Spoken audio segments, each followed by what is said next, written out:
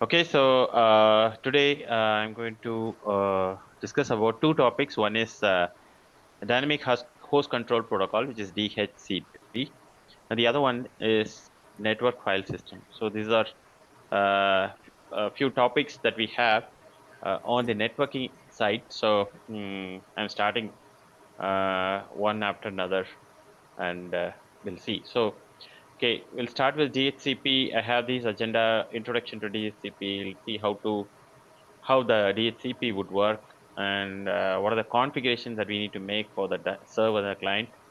Then I have a quick demo to show since I have two nodes.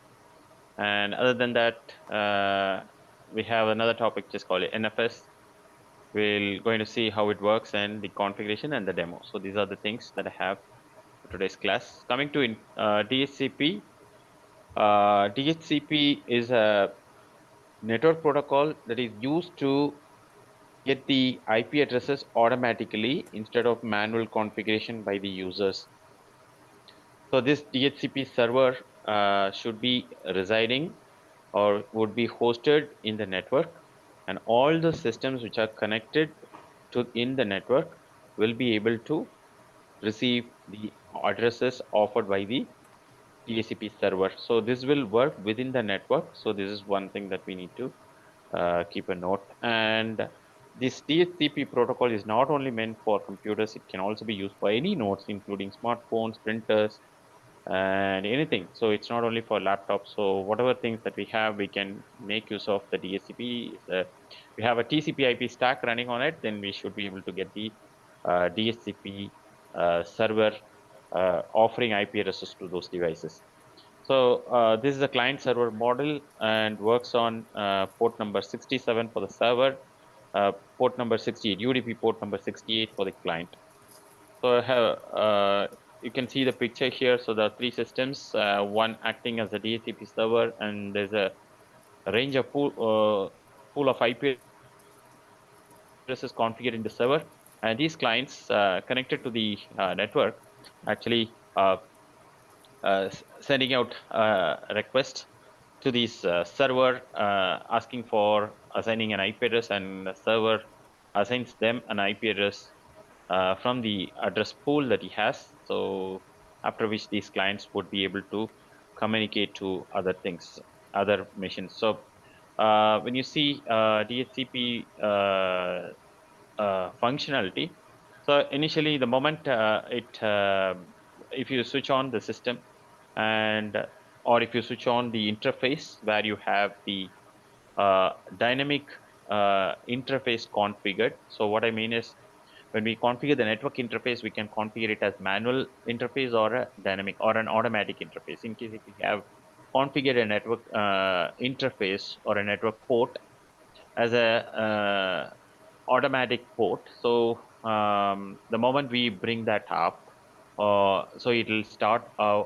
DHCP discover message to the it will be a broadcasted message, and it will be sent to all the people within the network, and the server who is receiving this discover will be able to offer an IP address to the client who sent this offer discover message, and finally he will be able to get the IP address. Once he gets the IP address, he will further send the DHCP request to get some more network related informations like ARP related information, things like that, which might be required. And also this client needs to make sure that there are no other nodes which are having the same IP address. So this DHCP request has been sent by this client to the server. Again, server says there's nothing, nobody else is there, and he gives an acknowledgement, and finally he'll be the client would be able to connect to the network, and he will be able to talk to other clients. So this is the basic functionality of the DHCP server. So coming to the configuration parameters, uh, so there are multiple things that are there. I have picked up only two, which are very important ones. Subnet declaration is one, and the other one is the lease time. So these are the two things which we may have to be aware of. Without this, the DHCP server would not be able to function properly. So this subnet declaration is directive, which is there in the DHCP file, which is a configuration file which is present in the etc directory. And we may have to make a subnet declaration, which means this server can offer IP addresses for different subnets. So for all of these subnets, um, we may have to give a specific configuration that includes the range of IP addresses. Other than that, other range of IP address that can be offered for that subnet. Apart from that, we have options to give the router IP address, subnet mask, domain search, domain name servers, and time offset options, like which standard time should be assigned to the specific client and things like that. All of that can be configured as part of the DHCP server configurations, a subnet declaration. So I'll show this configuration in a moment. The next one is the lease time. So there are two parameters that are there as part of the lease time. One is the default lease time. The next one is the max lease time. Default lease time would be taken up in case if we do not have a specific time allocated for a particular client. So the default lease time typically would start by 300 seconds or so, and maximum it will go up to, I mean, one day, I believe 8,600, 86400. So that many seconds. Yeah, that means one day can go. So every day, this just before the release time is basically is the time for which the IP address offered by the server would be loaned for. So when the IP address is about to expire, so the client would send out a renewal message to the server, and the server would get this renewal message, and he would renew the lease again. So this is a job that happens in the background, and we don't need to bother about. Yeah.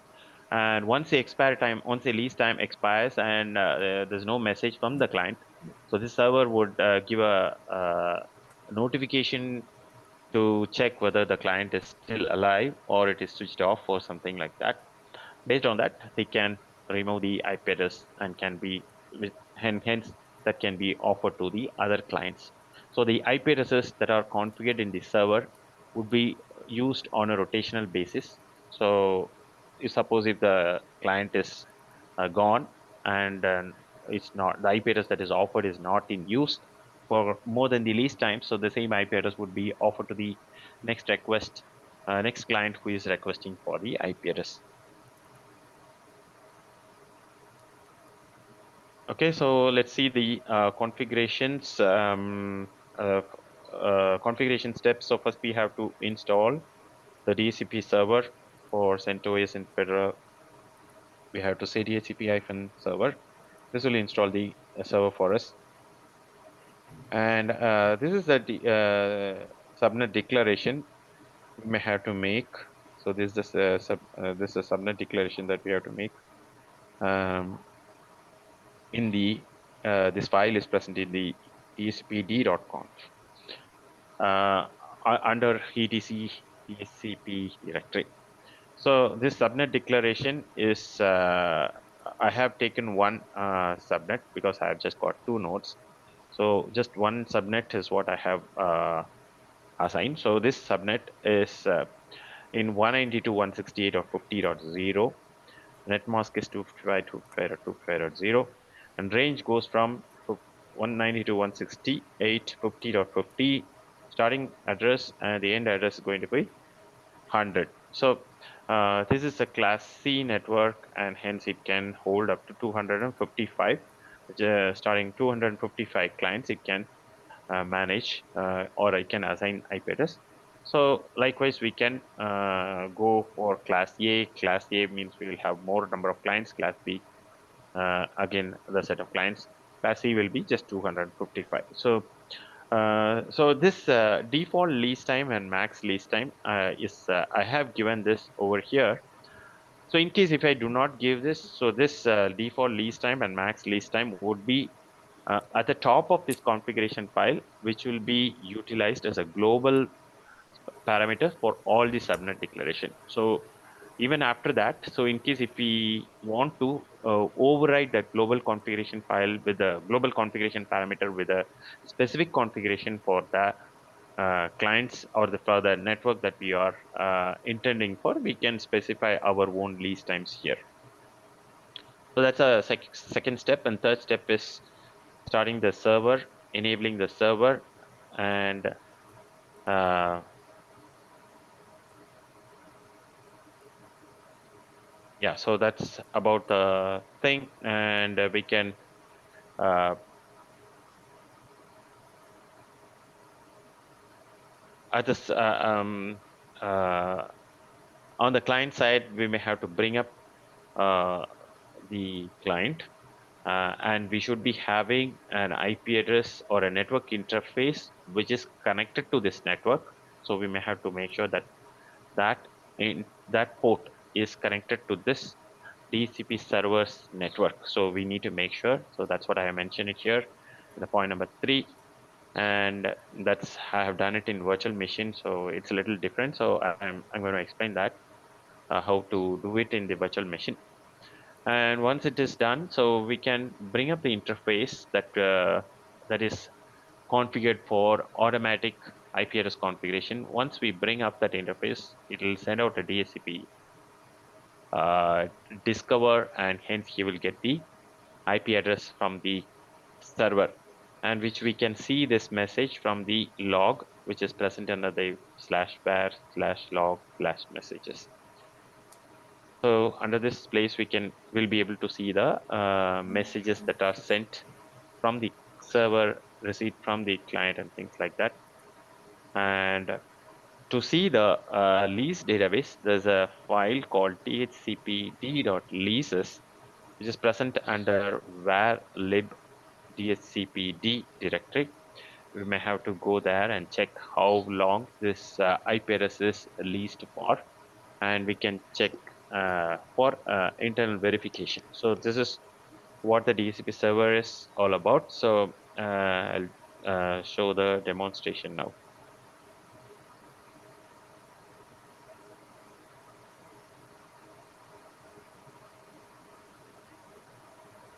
So I have got two nodes, node 1 and node 2, node 1 acting as a server. And to install the DHCP server, I may need to give yum install -y dhcp-server. This will install the DHCP server for me, and it is already installed. So I have nothing to be done explicitly from my side for me actually. Okay, so that's the first step, and the next step is to configure the DHCP configuration. So that's a configuration that we just looked at now. This configuration is present under /etc/dhcp/dhcpd.conf. This is a configuration file. So in my mostly, if you have a fresh CentOS installation, this file might be empty. I have created this file based on example file. The example file is present under here. So there's an example file, example configuration file that is present under this directory user share doc dhcp serve conf example. So from this file, I created this file after taking a quick backup. Okay, so this is a configuration file. I made some comments, and I did not make much changes here. There are some default configuration in case if you are using any of these networks 10 to 152, 10 to 52, it's 10 to 54 and things like that, but better to comment. So it's better to comment all of these in case if you do not, I mean, in case if you have some things, it might give an issue here, or it might contradict. So I have given my configuration over here, the last line. So I did not disturb anything. So if any of this configuration doesn't matter or doesn't make sense to you, you can remove them. So in here, I have given my configuration. This is my configuration 192.160.50.0 and ranging from 50 to 50.100. So this is the range of IP addresses that I have in mind for all my clients. And there's one more configuration that I want to highlight here. In case if you want to, for example, if you have a web server and things like that, this web server's IP cannot be.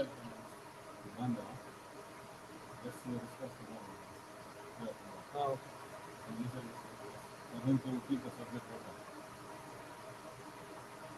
Shafi, did you say something? Because I'm not able to hear you properly.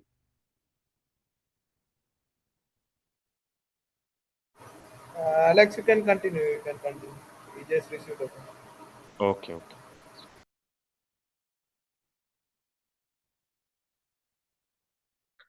Okay, so in case if we have to fix an IP address for systems like a web server where we cannot afford to have different IP addresses on different times, we may have to fix an IP address. So we can do that for DHCP as well. So this will not have any uh, um, this will be fixed, and this will be tied up with a hardware MAC address. So if the request comes from, if the a client having this MAC address is mentioned here, 0800, this MAC address. So then we can either give the fixed IP address here. So fixed address is given a domain name. Instead of that, we can give the fixed IP address. So if the DSP discover or a request message comes to the server with this hardware MAC address, so the IP address would be offered by the DHCP server as mentioned in this location. By this way, we will not have this IP address used by anybody else, and it is completely reserved for this purpose.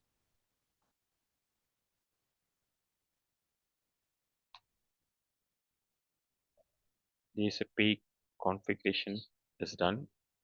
Release time is done. So I've started the DHCP server. Just show the DHCP server is running. And if you see my network ports, ENP0S8. So this is one of the interface, one of the network interface. And I want to run the DHCP server on this interface. So looking at this configuration file, so the DHCP server will come to know there is an interface which he may have to use because that is lying in this network. So this network is 192.168.50.1, and he'll get to know this is the IP address upon which this DHCP server should be bound to, and so he will use this IP address for the DHCP server. And if you see here, uh, this is my client side. We don't need to do anything else but to create an interface um, in P0S8. It has already obtained the IP address as 50.50. That's the starting address, and I'll just do a quick shutdown or deactivate this interface to show. NMTUI is a utility which we can use to bring up an interface, configure an interface, and things like that. So I'm using this NMTUI. This is a very handy tool that we can use instead of using NMCLI, which is a little complicated because the CLI commands are very big, and instead this UI thing would be handy. So I've just deactivated or brought this interface down, and I'm going to exit. And if you see here, ENP0S8, previously it was holding this IP address. Now there's no IP address here. It is empty and it is dynamic. I mean, we can see the connection DHCP client to the interface. And if you see here, I have configured this IP address as automatic. It's automatic, which means it's enabled to get the IP address from the DHCP server and not manual. So now we can activate this by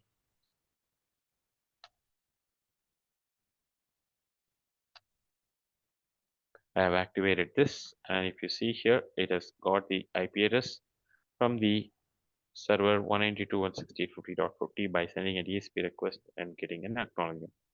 So let's see how whether it is happened truly or not. We can see that by giving var lib messages, and this will be a very long message instead of that. So to see the last 10 lines, we can give tell -10.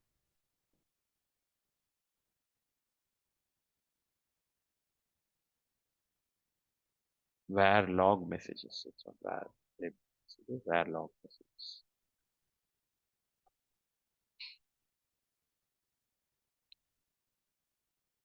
So you see here, so it has sent this DHCP request message just now. You can see the state. Just now it has sent this message and it has received the acknowledgement from the server. So it has received the DHCP request from the client and it has given the acknowledgement that he can continue to use this. Okay, I told you that there's a lease database that you can take a look. So if you see the lease database, var lib, so multiple time it is requested before expiry, and hence we see this lease database being updated again and again.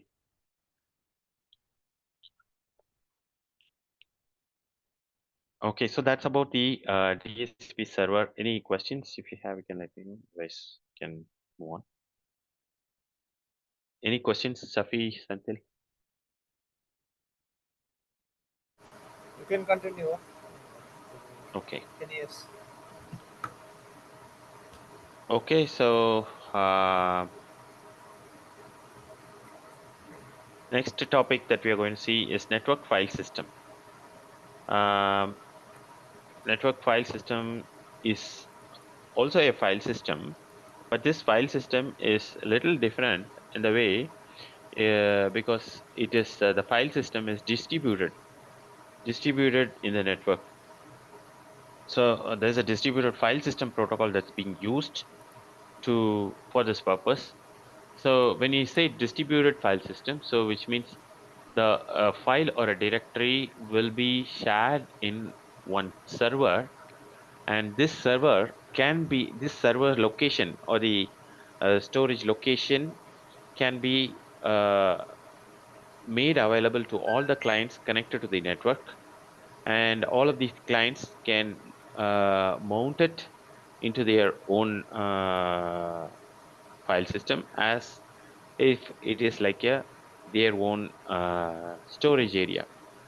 And it also uses NFS server and a client model. So the latest version of NFS is 4.1.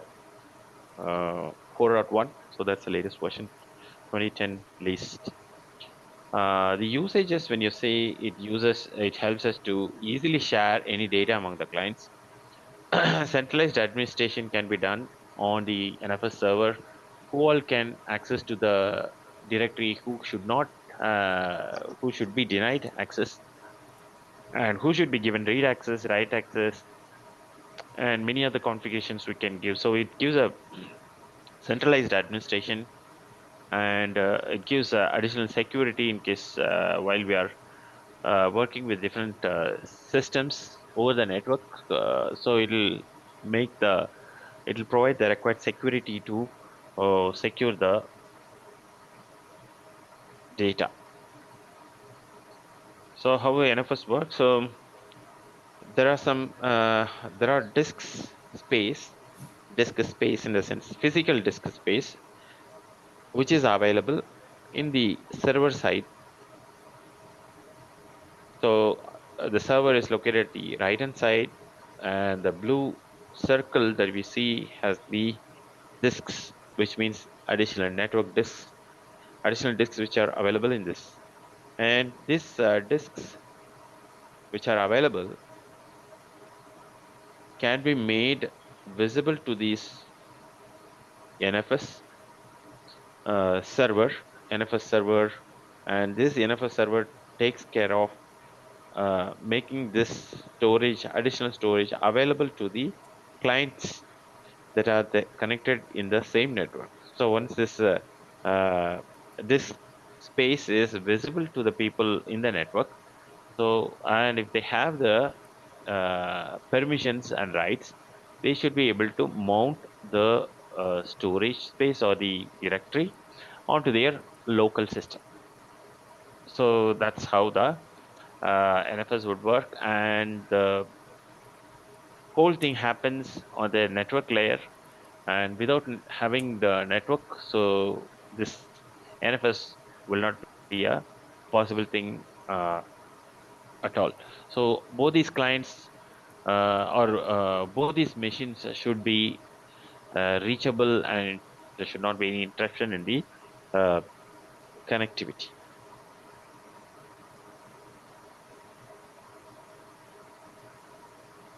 Okay, so NFS server-side configurations. We need to install NFS utils, and NFS utils has the list of utilities required for the NFS server to run. So we have the NFS server installed, so we may have to bring that up or start it by giving the command start NFS server or PC bind, and enable both of them. And once it is done, so NFS server will be up and running, and we can create a shared directory. I've created a shared directory by name NFS-share, and I kept this directory under the I kept this directory under the root. And next thing is actually we need to give the access rights so that anybody can uh, access it and read and write this directory as well as the files that are stored inside this. And third item is the configuration that we have to do in the NFS server. This is about the directory configuration, or how this is the main configuration that is required for the NFS server. And this configuration is like this. The name of the configuration file is nfs-share or underscore share. That's the name I gave. And star, which means star is actually the star actually means the default thing. So which means anybody can access the uh, storage space that is now being talked about. So that is the NFS underscore share. So in case if you want to restrict it to few IP address, yes, we can do so. That case, we may have to give the list the IP address that we wanted to give. So in the next example, I given the IP address explicitly 192.168.100.187, things like that. So you can also give such things so that you can restrict the NFS access only to the machines.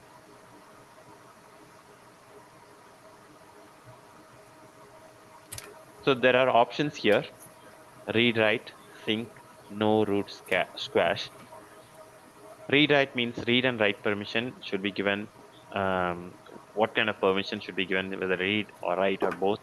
So that we have to give RW. Sync is basically if a client makes a changes, it has to be immediately synced to the actual hard disk. So that we have to make. So we have to give a configuration for sync. And no root squash is a configuration that's required whenever if a client creates a file, so it will be created with a user nobody. So to make sure that there is no a question about the ownership and things like that, so this is being followed. And suppose if it is in the root, so all of these root permissions would be available for the client as well. So that's the reason for having this no root squash. Once we configure the shared directory, so we'll have to export it. The shared this configuration is present in a file called export s, which is present in etc. This is the location that we have to make this configuration. Once we make this configuration, we have to give export fs -a, which will make the files and directories uh, exported to the kernel.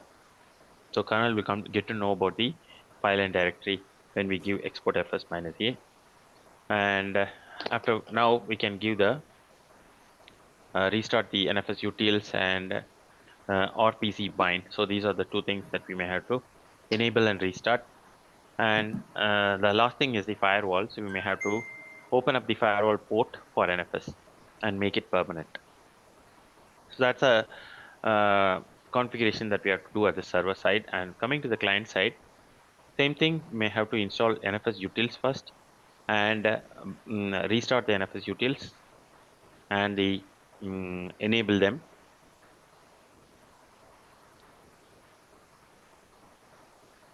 Firewall needs to be enabled. Afterwards, the mounting can be done directly. The next important configuration that we have to make is in export yes. So this configuration, see the configuration.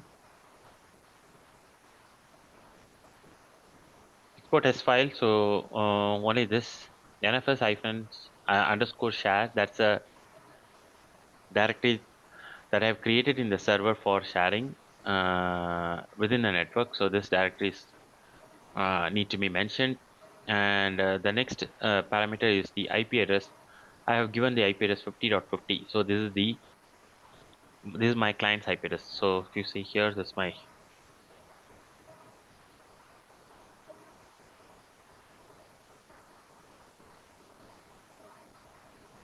is my IP address. So I've given this IP address. I've given RW sync and no roots cache. NFS is enabled in the client, and the in the server also it is enabled. NFS is enabled now in the firewall. So that is one. And coming to the client side, we may have to install the NFS utils and then bring that up. So we have to start that and enable it so it comes by default whenever we reboot the system. Enable the firewall port to allow NFS even in the client, and then we can start straight away directly mount the share directory. So I have created a destination point slash mnt slash NFS. It's my destination point. Currently it is mounted already, so I can unmount it giving 192.168.1 m NFS share. So it's unmounted. There's nothing here now. Let me mount it now. So 192.168.50.1. So that's the NFS server's IP address. And now I'm giving NFS underscore share. So that is the uh, common directory or the share directory, and I'm going to mount it under this location. Mount NFS is the location mounting, and it's successfully mounted. And I can see this. When you give df minus t, you can see this. And we can go to NFS directory and we can create a file, NFS functionality. Okay, so this file is here, and if you see here, so this is my server, and if you see NFS, and the file is present even in the server as well. And let's read this content, and the content is here.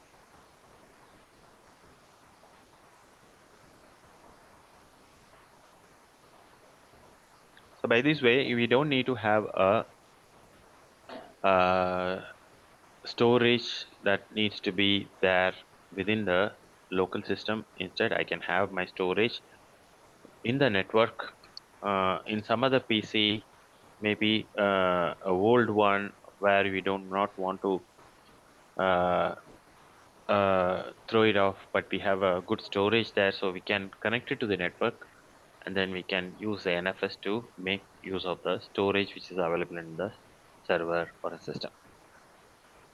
So this is how the NFS would work. So yeah, pretty much that's all I have.